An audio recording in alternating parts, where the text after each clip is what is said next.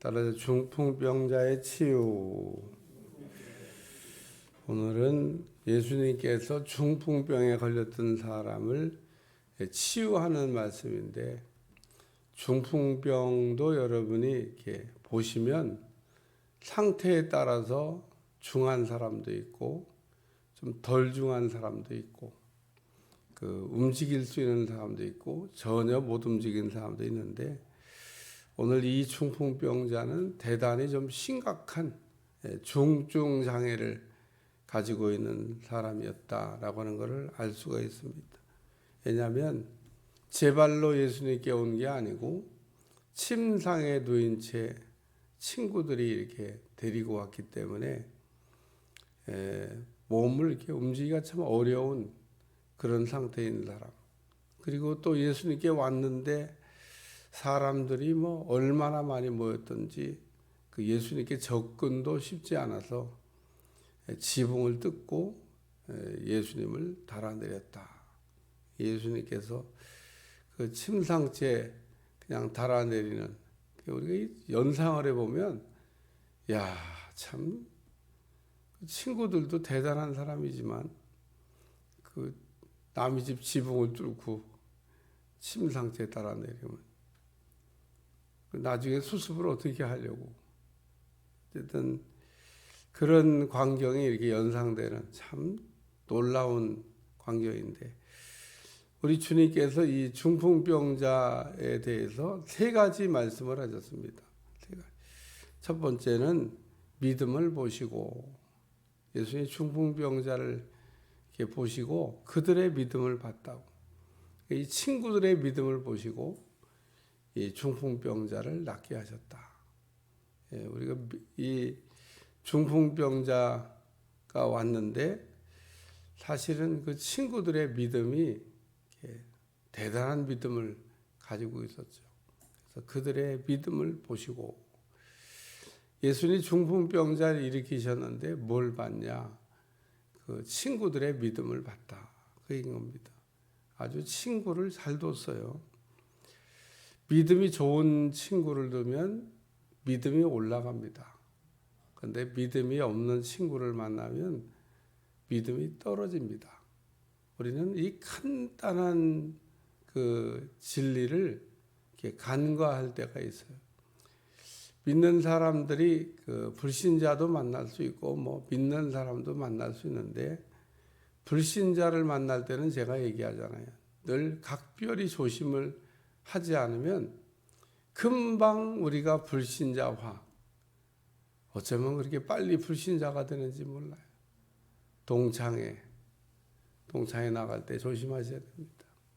동창회 친구들은 믿음 있는 친구도 있지만, 믿음 있는 친구인 줄 알고 동창회 나가봤더니 걔도 믿음이 없어.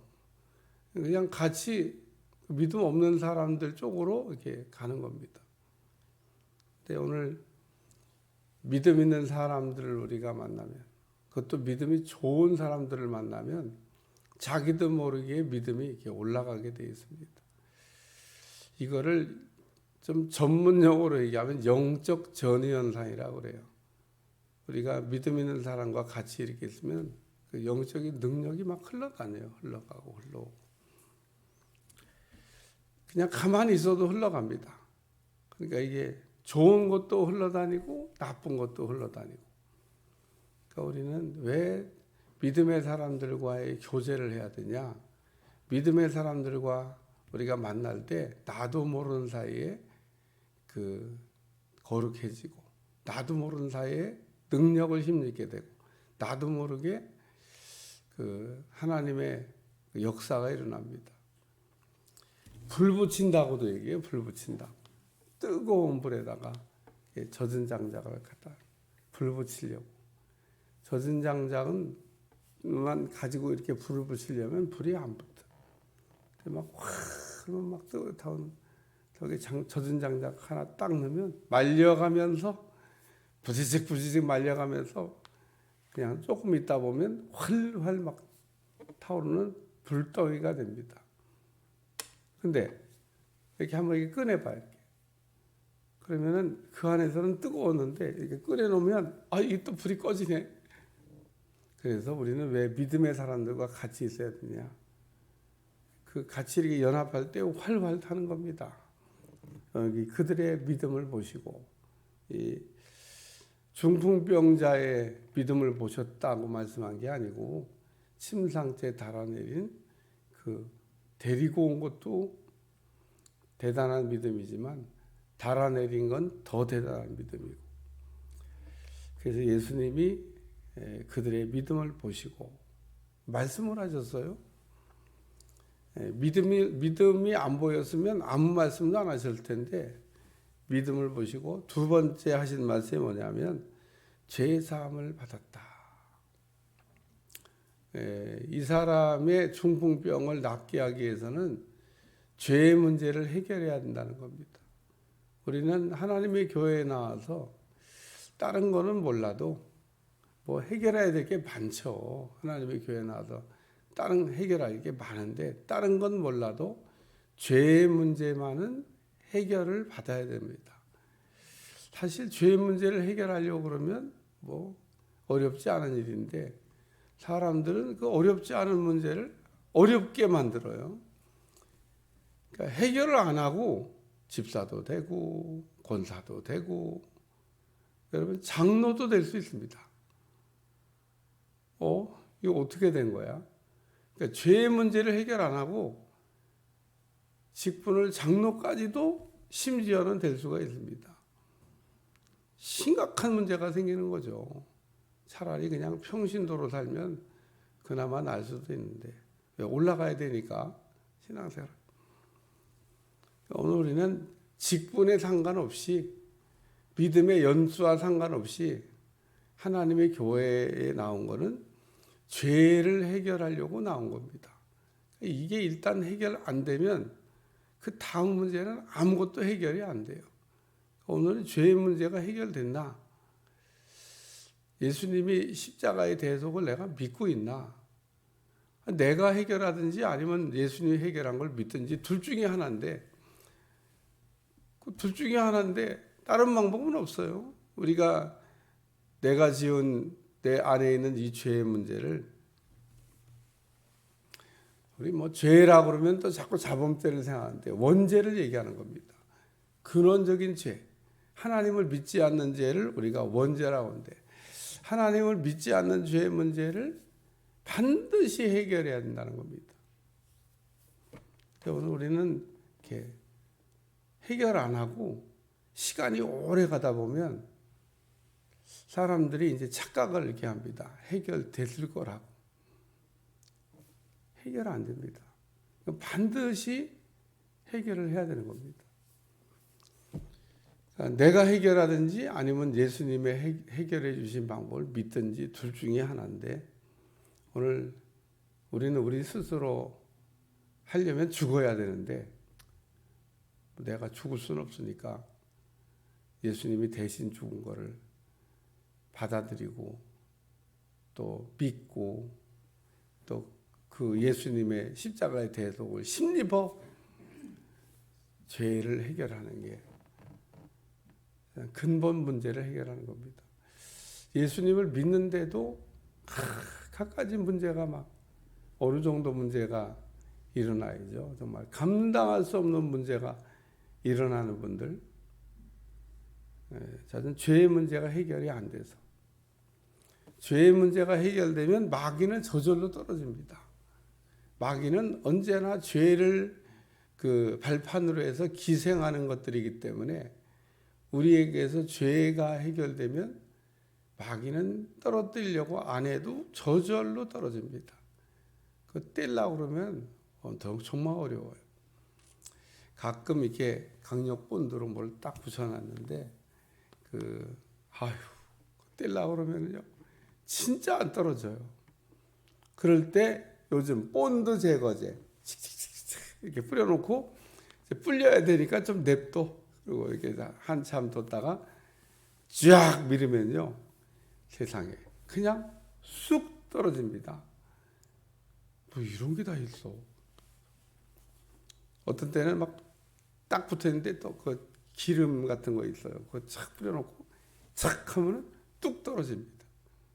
근데 그런 어떤 약품 처리를 안 하고 강제로 떼려고 그러면요, 그 물건도 다 손상이 가고, 유리 같은 데 붙은 것 때문에 유리 다 그 잔기스 나고, 뭐 수습을 했는데도 뒤처리가 별로 깔끔하지가.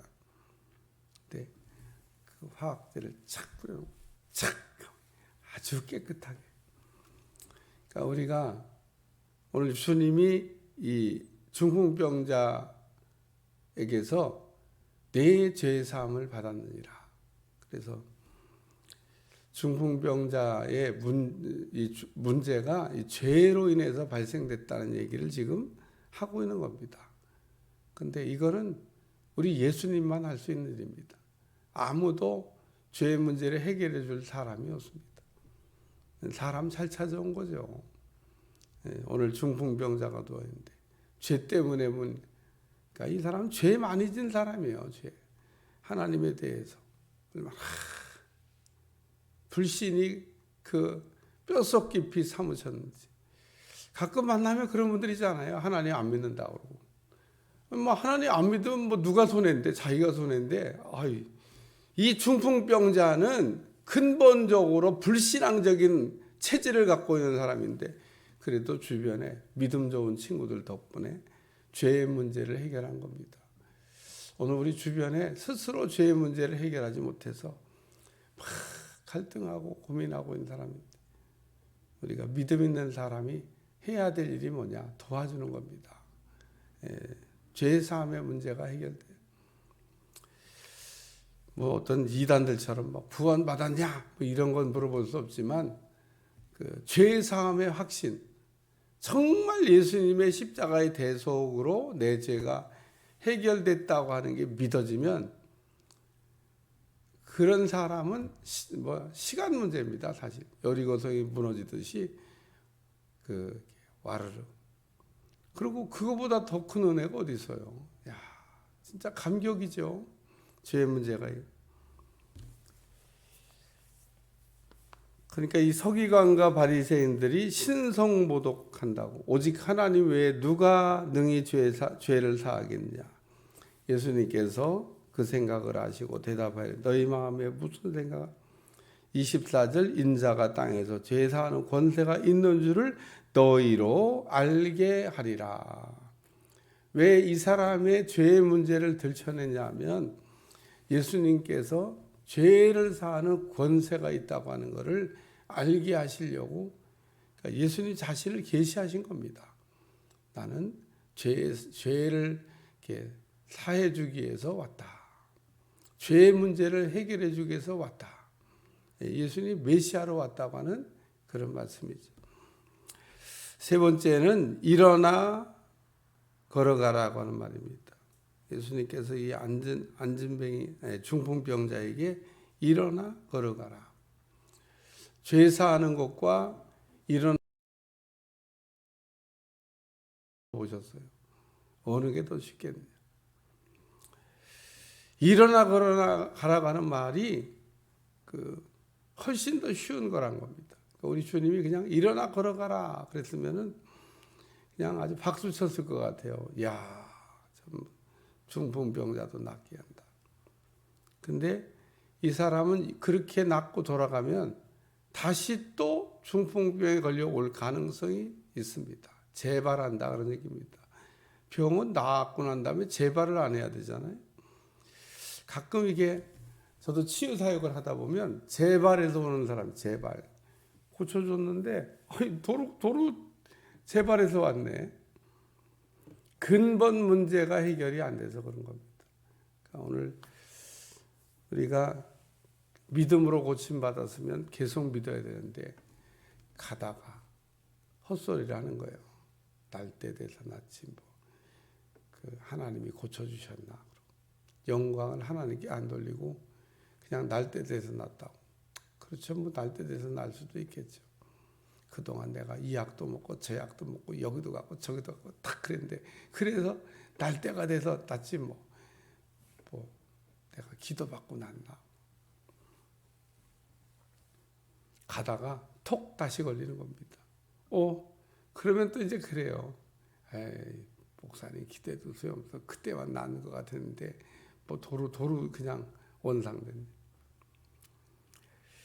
그리고 오늘 우리 주님은 중풍병자를 고치셨는데 오늘 말씀의 내용을 이렇게 들여다보면 믿음으로 고치셨고 또 죄사하는 권세로 고치셨고 또 일어나 걸어가라고 하는 명령하는 기도로 고치셨는데 우리 주님은 중풍병자를 고치시되 아주 근본부터 치료하셔가지고 완벽하게 치유를 해주셨다라고 하는 말씀입니다.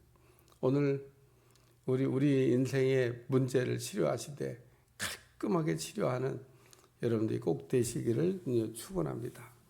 기도하겠습니다. 오늘도 중풍병자를 고치신 예수님, 우리의 묶여진 인생을 풀어주시고 또 일으켜주시고 또 일어나 걸어갈 수 있도록 은혜를 더하여 주옵소서.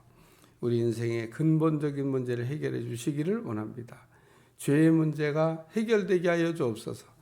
내 인생의 많은 문제가 죄로 인하여 발생된다는 거 알게 하여 주옵소서. 감사드리며 예수님의 이름으로 간절히 기도하옵나이다. 아멘.